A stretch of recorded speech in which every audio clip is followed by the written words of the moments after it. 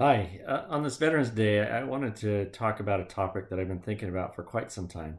But before I do that, I'd like to say thank you to all the men and women who have served our country and all those families who have paid the ultimate price and lost loved ones to secure our freedoms and protect our freedoms.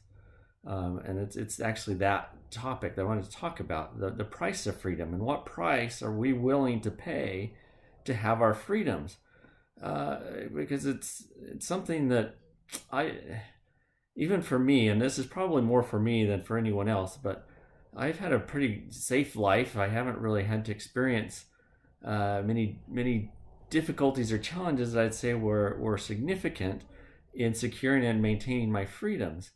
And it concerns me as we get more and more of our generations and people in our country that are so far from that price that's paid to secure our freedoms that we just get complacent, or we may not even maintain that strong desire to have our freedoms because it's just what we've always had. We don't know anything different. And so it's really thinking about that the cost of freedom and what price would you be willing to pay to maintain your freedoms. And I want to kind of address this in an interesting way. Um, because I actually this thought came to my mind quite a few years ago when the mass shooting occurred at Sandy Hook Elementary, and I know it sparked a huge controversy in our nation over the Second Amendment and gun ownership, and should we have more restrictive laws around gun ownership and so on. But what went across my mind when that occurred was how grateful I was to those families and how I honored them because they paid an ultimate price for our freedoms. You see, freedom comes with risk. Um, the Second Amendment was put into place to help us protect and guard our freedoms and freedom from a tyrannical government. Um, and unfortunately, we can't keep guns and arms and weapons out of the hands of people that are going to do bad things. But if we try to take them away from everyone, then we're giving up some of our freedoms. And so that's what I said. What price would you be willing to pay for freedom? Are you willing to pay the risks that are out there by maintaining your freedoms? So again, that was one of the first things that crossed my mind was, man, these people, these families that have been affected by this have paid the ultimate cost for our freedom. They gave up their children so that we could be free.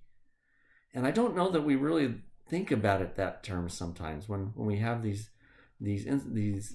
incidents that occur, these mass shootings like what happened in Las Vegas, that happened in Texas recently. They seem to be happening more often, and these unfortunately it is a price for freedom. And my concern, what worries me, is that we're going to be willing to give up our freedoms to try.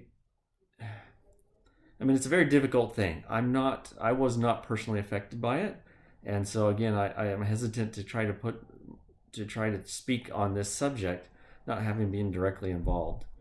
But I think it is something to be discussed, and that is that freedom comes with risk. And if we want to avoid all risk, then we've got to give up freedoms to do so.